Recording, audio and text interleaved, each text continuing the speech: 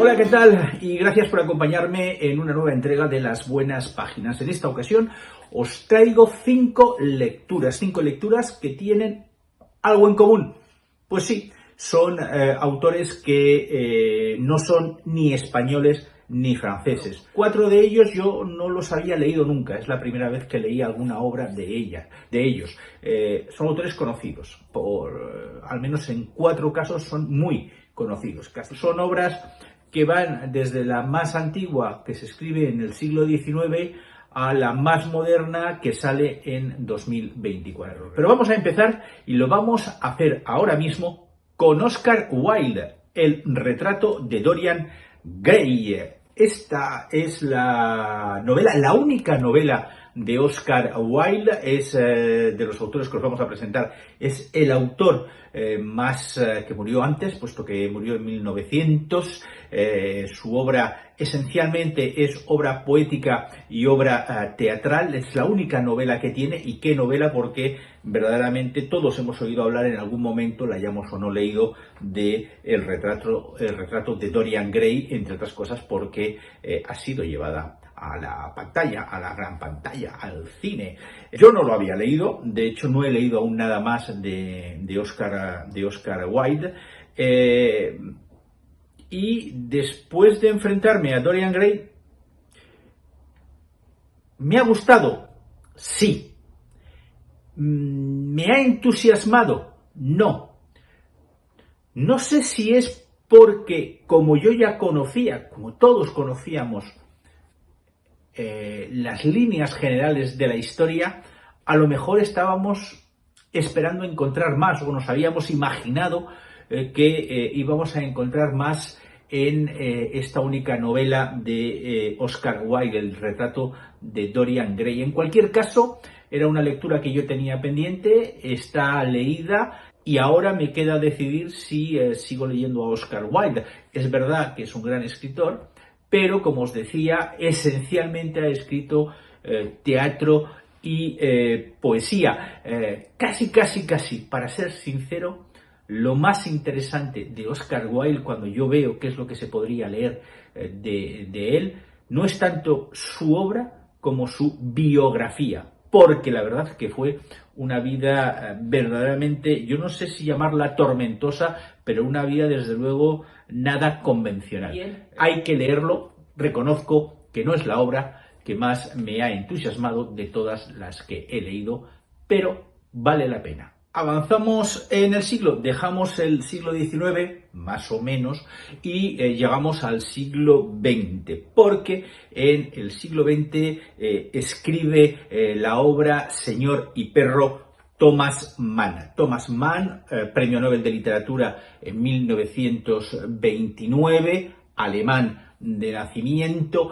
Pero hablemos de Señor y perro. Yo lo tenía en la biblioteca desde hace muchísimo tiempo y al final me decidí a leerlo. ¿Y por qué digo me decidí? Pues porque, hombre, sabía que era un libro que hablaba de la relación psicológica entre un perro y su dueño. Dicho de esta manera, tampoco es que a mí me encantara personalmente el tema. Yo es que no soy mucho de leer bestiarios y cuestiones de animalería o relacionadas con la animalería. Pero bueno, vamos a ver, a mí me costó.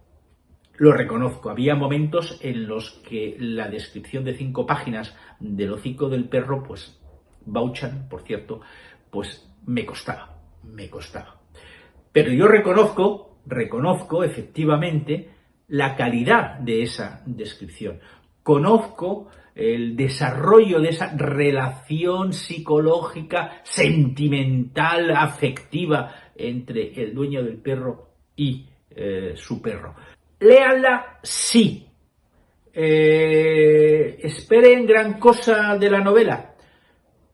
Insisto, Thomas Mann es un gran escritor. Tiene otras creo que van a interesarme mucho más. Estoy pensando en estos momentos en La montaña mágica, por ejemplo. Quería leerla, la he leído y aquí os la dejo. Simplemente, si a vosotros os gustan los animales, os gustan los perros, pues quizás disfrutaréis más que yo de esta obra Señor y perro de Thomas Mann. Dicho esto, a mí también me gustan los perros, os decía que de los 5 autores de los que os quería hablar brevemente hoy, solo de uno de ellos yo había leído algo ya. Es el caso de George Orwell. Del que había leído 1984, que es, yo no sé si atreverme a decir, la obra más conocida de George Orwell. En cualquier caso, en esta ocasión lo leí en francés y leí La Ferme des Animaux, que es otra de las grandes obras que se le conocen en español, La Rebelión en la Granja. Esta obra, ¿cómo llegó a ella? Bueno, pues por casualidad, porque esta es una de las obras de lectura obligatoria para los chavales franceses que están en el instituto, en el liceo. Es una de las obras.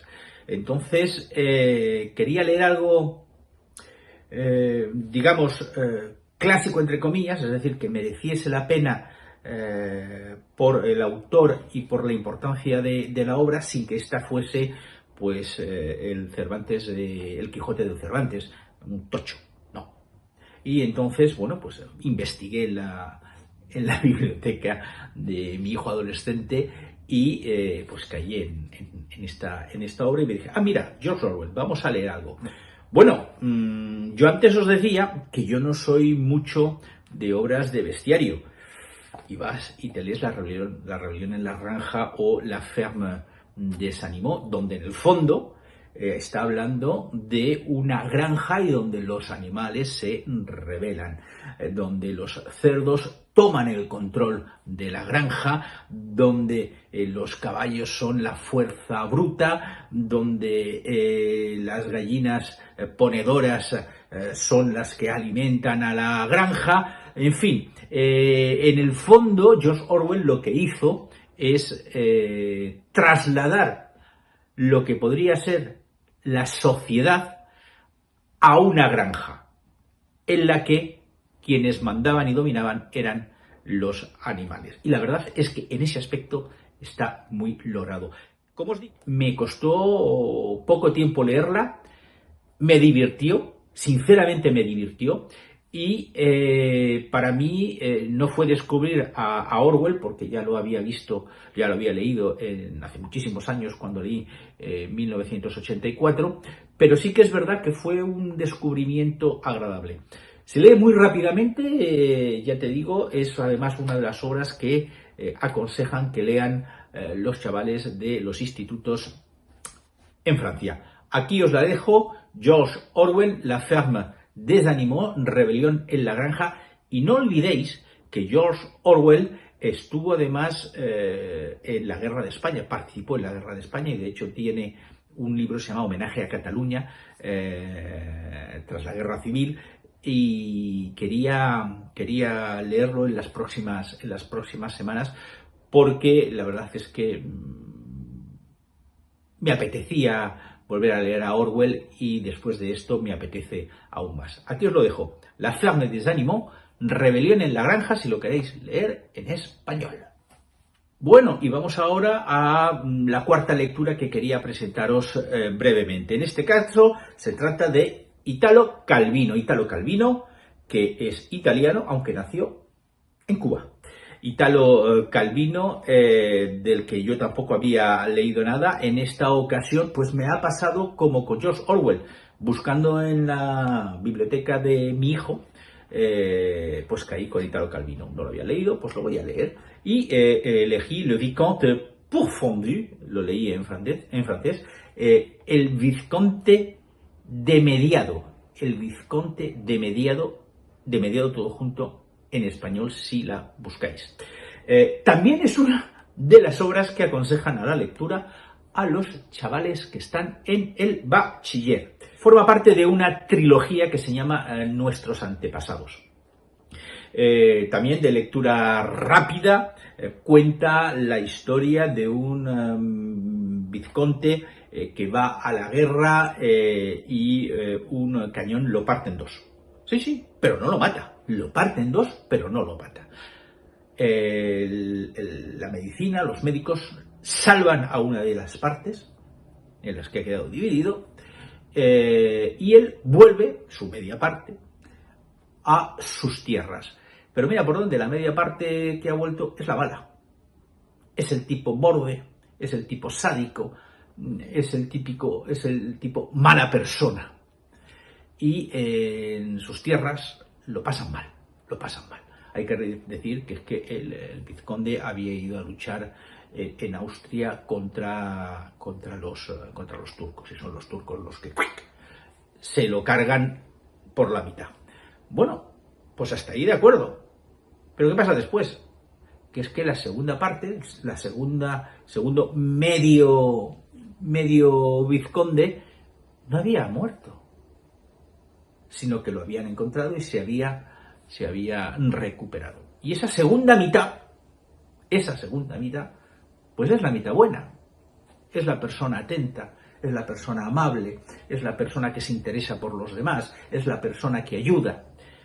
Y el vizconde, versión buena, vuelve a sus tierras. Y allí se van a encontrar los dos, el malo y el bueno. Bueno, pues esto es la historia que nos cuenta Italo Calvino, el escritor italiano nacido en Cuba. Lectura rápida. Si no habéis leído nada de Italo Calvino, podéis empezar perfectamente por esta obra, que ya te digo forma parte de una trilogía, pero no están verdaderamente interrelacionadas. Podéis leer la que queráis o las tres y en el orden en el que queráis. Y bueno, para la playa ocupa poco y va rapidito, ¿vale? Y ahora llegamos al siglo XXI, llegamos a abril de 2024. En abril de 2024 salió este libro, Camarada Balabanov. Camarada Balabanov no es un libro que haya sido editado en español, ha sido editado en francés y creo que en italiano. ¿Por qué digo creo? Bueno, el autor es Alberto Toscano. Alberto Toscano es un profesor universitario y periodista. Alberto Toscano es uno de los periodistas decanos de la prensa extranjera en Francia, y este es su último libro. Tiene otros muchos. Camarad Balabanov. ¿Y quién es Camarad Balabanov? Camarad Balabanov es Angélica Balabanov, al que Alberto Toscano define como la abuela del socialismo. Angélica Balabanov nace a finales del siglo XIX en Kiev, en Ucrania. En aquellos momentos pertenece a Rusia. Es de una familia judía, adinerada, pero Angélica es una rebelde, una verdadera rebelde. Y en un momento dado decide salir de esa familia, irse a estudiar al extranjero y empezar una vida distinta. Y esto lo dice con apenas 18-19 años. Angélica va a vivir en Suiza, va a vivir en Alemania, va a vivir en Italia, en Estados Unidos, va a vivir en Francia, va a vivir en Rusia, va a vivir en Suecia. Como veis, va a recorrer el mundo, pero sobre todo es en Italia donde políticamente se forma. Ella es de los movimientos de izquierda, de lo que ahora calificaríamos como izquierda en radical. Está también en el nacimiento o en los primeros inicios del Partido Comunista italiano. Y Angélica Balabanov es una mujer que hoy no se la recuerda prácticamente, pero que jugó un papel importantísimo en la construcción de la idea política próxima al comunismo.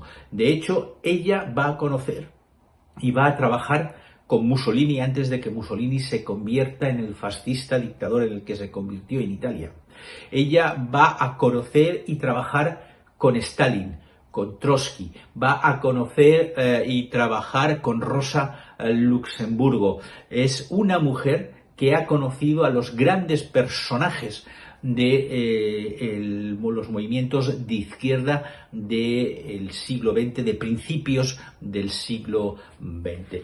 Yo no conocía quién era Angélica Balabanov y la verdad es que este regalo de Alberto Toscano, periodista que conozco, me dijo, bueno, vamos a leerlo, y la verdad es que fue todo un descubrimiento. Ya os digo, está en francés y creo que en italiano también. Es una obra reciente que salió hace unos meses, en el 2024, y desde luego si queréis saber algo de un personaje que debe ser esencial para entender cómo fueron y cómo se conformó las ideas de izquierda dentro del movimiento comunista y luego sus derivaciones desde la primera, la segunda, la tercera internacional, lo que fue el trotskismo, lo que fue el stalinismo, lo que fue incluso después el fascismo, porque como os digo, Angélica Balabanov escribió y compartió mesa de redacción en un periódico italiano próximo al Partido Comunista Italiano con Benito Mussolini antes de que éste se convirtiera, como os decía, en el dictador en el que se convirtió. Aquí os lo dejo. Kamarad Balabanov. Bueno, espero que la presentación somera de estas 5 obras os haya dado ganas de leerlas o al menos de leer alguna de ellas. En cualquier caso, yo os doy de nuevo las gracias y nos vemos muy prontito aquí en Las Buenas Páginas. Hasta pronto, amigos.